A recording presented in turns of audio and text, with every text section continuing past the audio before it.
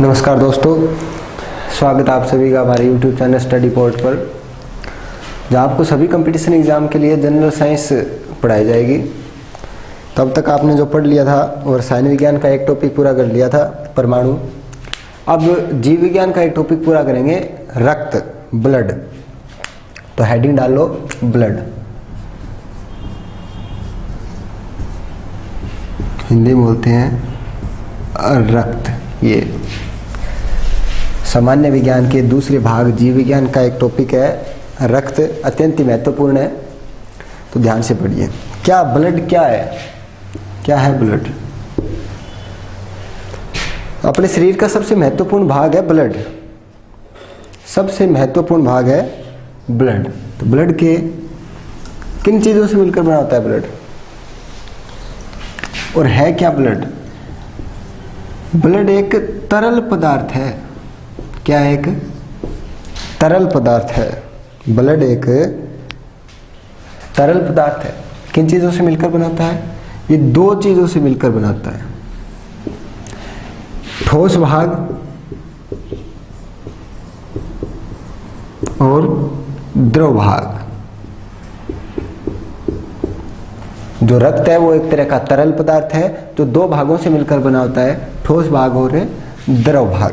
जो द्रव भाग है इस भाग को बोलते हैं प्लाज्मा। क्या बोलते हैं? प्लाज्मा। द्रव भाग को क्या बोलते हैं? प्लाज्मा। और ठोस भाग कोशिकाओं से मिलकर बना होता है। किससे मिलकर बना होता है? कोशिकाओं से मिलकर बना होता है। कोशिकाएं क्या होती है ये तो आपको पता ही होगा। कोशिका क्या होती है? कोशिका क्या होती है? पता है सभी को क्या होती है कोशिका? जैसे परमाणु पढ़ा था अपन ने, परमाणु की परिभाषा में क्या लिखा था? किसी भी वस्तु की सबसे छोटी सरलतम घटक इकाई को क्या बोलते हैं? परमाणु। उसी प्रकार किसी भी सजीव की सबसे छोटी संरचनात्मक व क्रियात्मक इकाई को क्या बोलते हैं? कोशिका। यानी कि पूरा शरीर किससे मिलकर बना होता है? पूरा शरीर किससे मिलकर बना होता है? कोशिका से मिलकर तो बना होता है। तो ये हमारे शरीर की सबसे छोटी संरचनात्मक व क्रियात्मक घटक इकाई है, जिसे क्या बोलते हैं? कोशिका।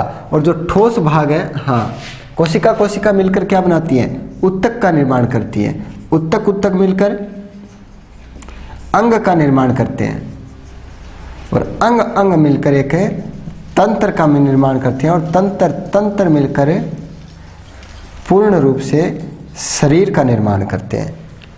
कोशिका मिलकर उत्तक का निर्माण करते हैं, उत्तक मिलकर अंग का निर्माण करते हैं और अंग मिलकर अंग तंत्र बनाते हैं और अंग तंत्र मिलकर, सभी अंग तंत्र मिलकर हमारे पूर्ण शरीर का निर्माण करते हैं। तो कोशिका की परिभाषा आप लिख सकते हो, हमारे शरीर की सबसे छोटी संरचनात्मक व क्रियात्मक इकाई को क्या कहते हैं? कोशिका। चलो पढ़ रहे थे क्या? ब्लड दो भागों से मिलकर बना होता है, ठोस भाग और द्रव भाग। जो द्रव भाग है उसे क्या कहते हैं? प्लाज्मा। और ठोस भाग है कोशिकाओं से मिलकर बना होता है और ये 3 प्रकार की कोशिकाओं से मिलकर बना होता है। कितने प्रकार की? 3 प्रकार की। कौन कौन सी? RBC यानी कि red blood cell, red blood cell. दूसरी WBC, वाइट ब्लड सेल। और तीसरी किससे मिलकर बनाते हैं? प्लेटलेट्स।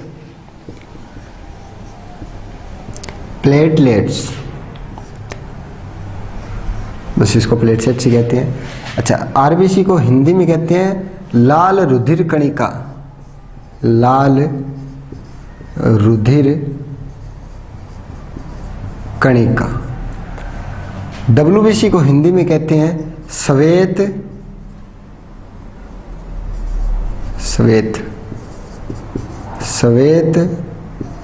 रुधिर कोशिका या कणिका, एक ही बात है, कोशिका।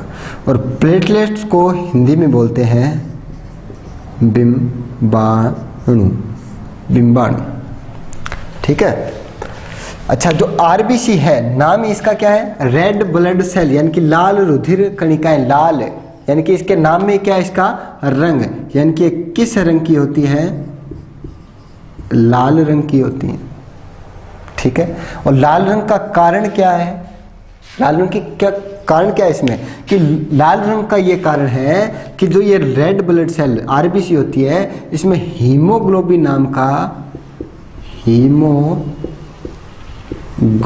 नाम का एक वर्णक पाया जाता है, जिसके कारण आरबीसी का रंग लाल होता है।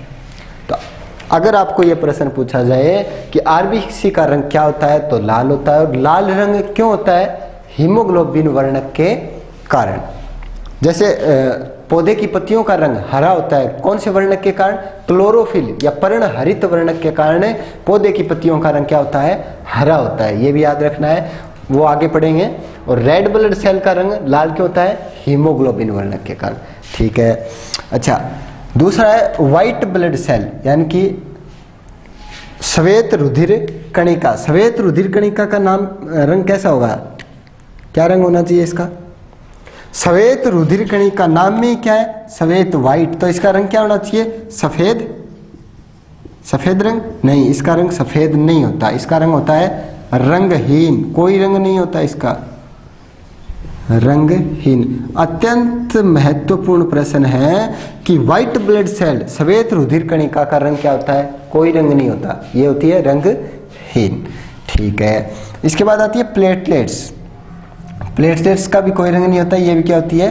रंगहीन। तो अब तक आपको ये बात याद रखनी है, रक्त एक प्रकार का तरल पदार्थ है जो दो भागों से मिलकर बना होता है, ठोस भाग और द्रव भाग। द्रव भाग को क्या बोलते हैं? प्लाज्मा। ठोस भाग तीन अलग अलग प्रकार की कोशिकाओं से मिलकर बना होता है, आरबीसी, डब्ल्यूबीसी और प्लेटलेट्स। आरबीसी का हिंदी में बोलते हैं लाल रुधिर कणिका, और इसका रंग होता है लाल, हीमोग्लोबिन वर्णक के कारण। अच्छा, व्हाइट ब्लड सेल को हिंदी में बोलते हैं श्वेत रुधिर कणिका या श्वेत रुधिर कोशिका, एक ही बात है। और इसका रंग व्हाइट यानी कि सफ़ेद नहीं होता, इसका रंग होता है रंगहीन, इसका कोई रंग नहीं होता। तीसरी है प्लेटलेट्स। अब इनके आपको कार्य याद रखने हैं, इनको मैं तीनों को अलग अलग पढ़ाऊंगा। चलो एक बड़े स्तर पर बात कर लेते हैं।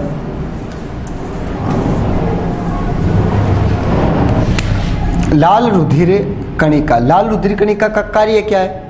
क्या कार्य है? ये करती है हमारे शरीर में ऑक्सीजन का प्रवाह। क्या करती है हमारे शरीर में? शरीर में क्या करती है? ऑक्सीजन का प्रवाह। ऑक्सीजन का प्रवाह हमारे फेफड़ों से ये ऑक्सीजन को कैचअप करती है या कैच करती है और शरीर के प्रत्येक भाग में पहुंचाती है। और शरीर के प्रत्येक भाग से CO2 को लेकर फेफड़ों को देती है, और फेफड़ों की सहायता से हम CO2 गैस को श्वास के जरिए बाहर निकाल देते हैं। तो लाल रुधिर कणिका का कार्य क्या है? हमारे शरीर में ऑक्सीजन का प्रवाह। नेक्स्ट है श्वेत रुधिर कणिका, यानी कि white blood cell. White blood cell का कार्य क्या है? कार्य यहाँ जो सारणी बना रहा हूँ मैं, ये कार्य क्या है? व्हाइट ब्लड सेल का कार्य क्या है? कोई बता सकता है क्या है? वर्क, कार्य। ये कार्य लिख रहा हूं मैं इधर। चलो, श्वेत रुधिर कणिका ये हमारे शरीर में प्रतिरक्षा का कार्य करती है। क्या? प्रतिरक्षा का कार्य। प्रतिरक्षा का कार्य का क्या मतलब है? अगर हमारे शरीर में जैसे किसी भी प्रकार का रोग उत्पन्न हो जाता है, रोग जैसे थे जुखाम, खांसी, सर्दी, कोई भी रोग मान लो आप, तो उस रोग को धीरे धीरे शरीर अपने आप ठीक करने लगता है। तो किसकी सहायता से वो ठीक करता है? WBC यानी कि व्हाइट ब्लड सेल की तरह से। और जो हमारे शरीर की रोगों के प्रति लड़ने की जो क्षमता है उसे कहते हैं प्रतिरक्षा। हमारे शरीर द्वारा उत्पन्न की गई प्रतिरक्षा। तो शरीर की रोगों के प्रति लड़ने की क्षमता को बोलते हैं शरीर की प्रतिरक्षा। तो शरीर किसकी सहायता से रोगों से लड़ता है? WBC की सहायता से। तो WBC का कार्य क्या हो जाता है? प्रतिरक्षा का कार्य। नेक्स्ट है बिंबाणु या प्लेटलेट्स। बिंबाणु का क्या कार्य होता है? बिंबाणु का कार्य होता है थक्का बनाने में, थक्का बनाने में योगदान। थक्का बनाने में योगदान होता है। अब थक्का क्या होता है, जैसे हमारे कभी चोट लग जाती है, चोट लग जाती है तो वहाँ जहाँ जिस स्थान पर शरीर के चोट लगी है वहाँ से खून निकलने लगता है, और वो खून, अब खून मतलब रक्त, रक्त की क्या विशेषता होती है कि ये शरीर से बाहर आने पर कुछ ही मिनटों के अंदर जमना स्टार्ट हो जाता है, ठोस रूप ग्रहण करने लग जाता है। तो जो जम जाता है ये रक्त बाहर आने पर कुछ ही मिनटों में, ये किसकी सहायता से जमता है, बिंबाणु की सहायता से। यानी कि हमारे शरीर पर अगर चोट लग जाती है तो उस चोट लगे स्थान को, घाव जो घाव हो गया है उस घाव को भरने के लिए कौन महत्वपूर्ण योगदान देता है, प्लेटलेट्स। यानी कि शरीर को थक्का बनाने में, चोट लगे स्थान पर थक्का बनाने में जो योगदान निभाती है वो कौन है, बिंबाणु। तो तीनों का कार्य है, ब्लड, सब कुछ आपको ध्यान में रखना है, जो आपके सामने आप इसको नोट कर सकते हैं। ब्लड, ब्लड का क्या कार्य है, हाँ ब्लड के कार्य पढ़ने अभी बाकी है, अभी अच्छा किया आपने याद दिला दिया। ब्लड, ब्लड एक प्रकार का तरल पदार्थ है जो दो भागों से बना होता है, ठोस भाग, द्रव भाग। द्रव भाग को प्लाज्मा कहते हैं, ठोस भाग कोशिकाओं का बना होता है। 3 प्रकार की कोशिकाओं से बना होता है, आरबीसी, डब्ल्यूबीसी और प्लेटलेट्स। आरबीसी का रंग लाल होता है हीमोग्लोबिन वर्णक के कारण, डब्ल्यूबीसी का कोई रंग नहीं होता, रंगहीन होता है। इंपॉर्टेंट क्वेश्चन बनता है यहाँ से, यह रंगहीन होता है, दोबारा बता देता हूँ आपको, ये बहुत ही महत्वपूर्ण है।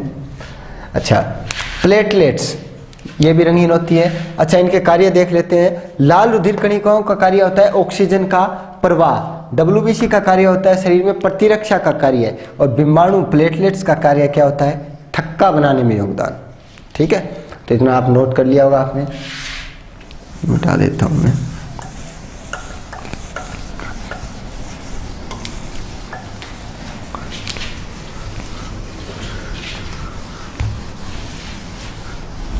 प्लाज्मा किन चीजों से मिलकर बना होता है, प्लाज्मा में भाई 90 से 92% तक तो जल होता है। उसके अलावा अगर कुछ बच जाता है तो इसमें ये होता है फाइब्रोनोजन,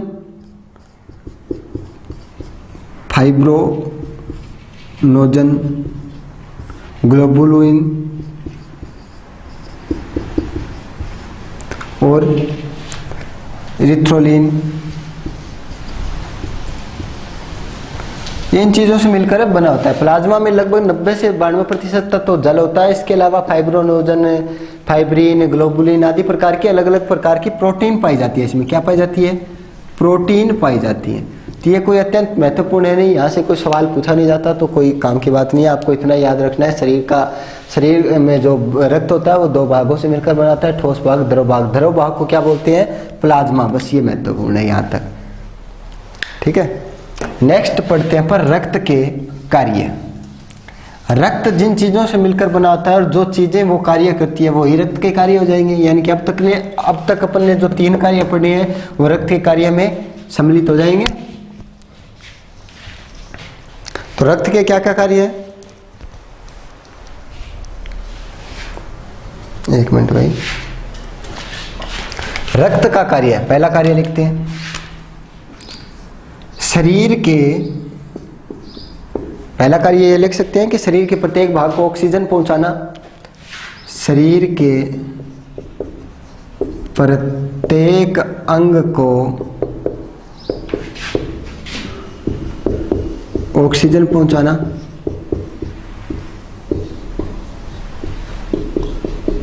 ये कार्य लिख सकते हैं। और क्या क्या कार्य लिख सकते हैं बताओ जरा। शरीर के प्रत्येक भाग को ऑक्सीजन पहुंचाना। दूसरा डब्ल्यूबीसी वाला कार्य लिख सकते हैं, शरीर की रोगों से लड़ने में प्रतिरक्षा उत्पन्न करना। ये कार्य भी लिख सकते हैं। और तीसरा बिंबाणु वाला भी कार्य लिख सकते हैं।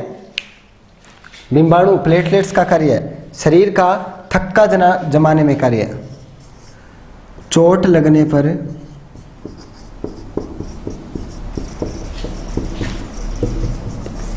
थक्का बनाने में। तो ये तीनों बात तो अपन पढ़ चुके हैं। नई बात क्या है इसमें, नई बात अब बताता हूं।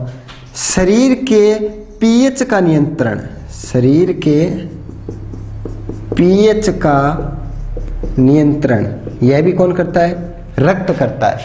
शरीर के पीएच का नियंत्रण कौन करता है? रक्त करता है। और शरीर के तापमान का नियंत्रण, शरीर के तापमान का नियंत्रण कौन करता है? रक्त करता है। शरीर के पीएच का नियंत्रण, शरीर के तापमान का नियंत्रण कौन करता है?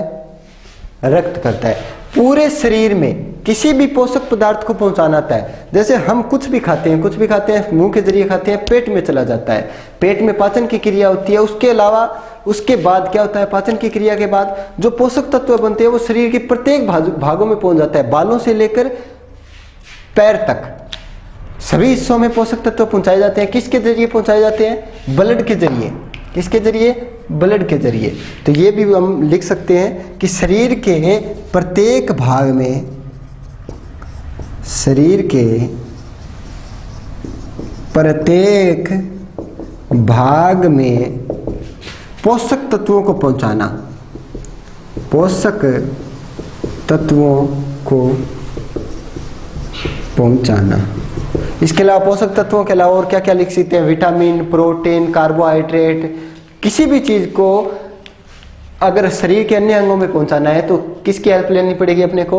रक्त की। दवाइयों को, जल को। तो शरीर के प्रत्येक भागों में पोषक तत्व है, जल, विटामिन, दवाई, प्रोटीन, कार्बोहाइड्रेट। किसी भी चीज को अगर शरीर के अन्य अंगों तक पहुंचाना है तो किसकी सहायता लेनी पड़ेगी? रक्त। शरीर किसकी सहायता लेता है? रक्त की सहायता। तो रक्त हमारे शरीर में प्रत्येक भाग को एक दूसरे से जोड़े रखता है। ठीक है, तो रक्त के कार्य हो गए, रक्त के प्रकार हो गए। अब पढ़ते हैं अपन आरच कारक। आरच कारक, आरच कारक क्या है? आरच कारक, आरच कारक एक तरह की पहचान है। क्या है? एक तरह की पहचान। अलग अलग, जैसे अपन ने देखा होगा हॉस्पिटल्स में अगर कोई व्यक्ति बीमार हो जाता है तो उसको रक्त की जरूरत होती है, उसको नया रक्त चढ़ाया जाता है। तो नया रक्त चढ़ाया जाता है तो उसको अपन बोलते हैं ना, ये ए प्रकार का रक्त है, बी प्रकार का, ए बी प्रकार का, ओ प्रकार का। तो रक्त के प्रकार कितने हो जाते हैं? 4 प्रकार के होते हैं। ये मैं आपको बाद में बताऊंगा कितने, एक बार साधारण तौर पे बताता हूँ। ए बी और ओ, ये 4 प्रकार के रक्त हैं। इसमें भी ए प्लस हो सकता है, माइनस हो सकता है, बी भी प्लस हो सकता है, माइनस हो सकता है, ए बी प्लस हो सकता है, माइनस हो सकता है, ओ प्लस हो सकता है, माइनस हो सकता है। जो ये प्लस माइनस है ना, ये है आरच कारक। यानी कि जो शरीर ब्लड के अंदर जो आरबीसी होती है, ब्लड के अंदर क्या? आरबीसी, उस पर एक विशेष तरह की पहचान लगी होती है। अगर वो किसी भी आरबीसी पर विशेष तरह की पहचान अगर उपस्थित हो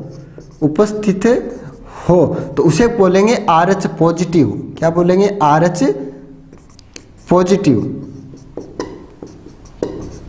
आरएच पॉजिटिव उसे क्या दर्शाएंगे? प्लस के निशान से। और अगर किसी आरबीसी पर पहचान अनुपस्थित हो, एक विशेष तरह की पहचान होती है आरबीसी पर, तो अगर वो पहचान अनुपस्थित है, क्या है? अनुपस्थित है, तो उसे बोलेंगे आरएच नेगेटिव।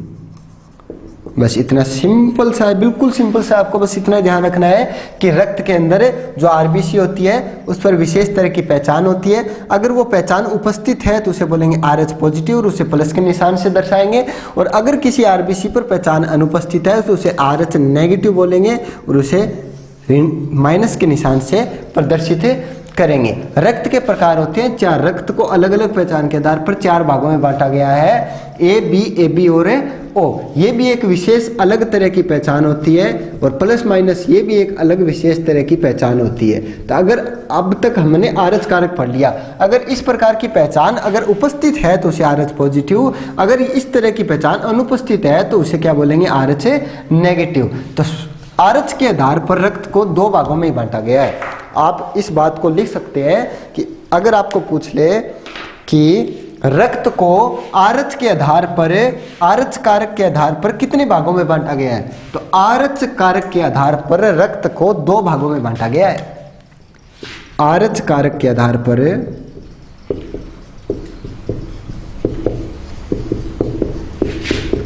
रक्त को 2 भागों में बांटा गया है।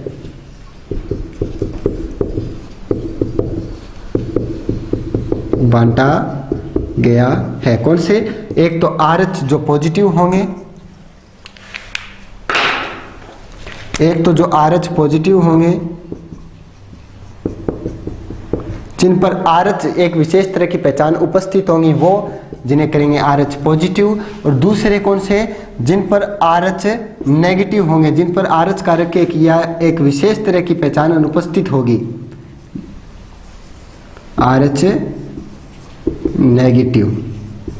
अगर आरबीसी के ऊपर विशेष तरह की पहचान उपस्थित है तो उसे RH पॉजिटिव, और अगर उस आरबीसी पर विशेष तरह की पहचान अनुपस्थित है तो उसे RH नेगेटिव। बस RH के आधार पर ब्लड को 2 समूह में बांटा गया है, RH पॉजिटिव और RH नेगेटिव। तो आज अपन ने पढ़ लिया रक्त, रक्त के प्रकार, रक्त के कार्य और RH कारक। कल संपूर्ण रक्त के प्रकार पढ़ेंगे कल की क्लास में, ठीक है। तो आप लगातार पढ़ते रहिए, थोड़ा थोड़ा बिल्कुल सुपरफिशियल आता है एग्जाम्स के अंदर, कोई टफ क्वेश्चन नहीं पूछे जाते। आप रोजाना अगर पढ़ते रहेंगे तो सारे क्वेश्चंस का जवाब दे पाएंगे, ठीक है। तो बने रहिए हमारे साथ, धन्यवाद।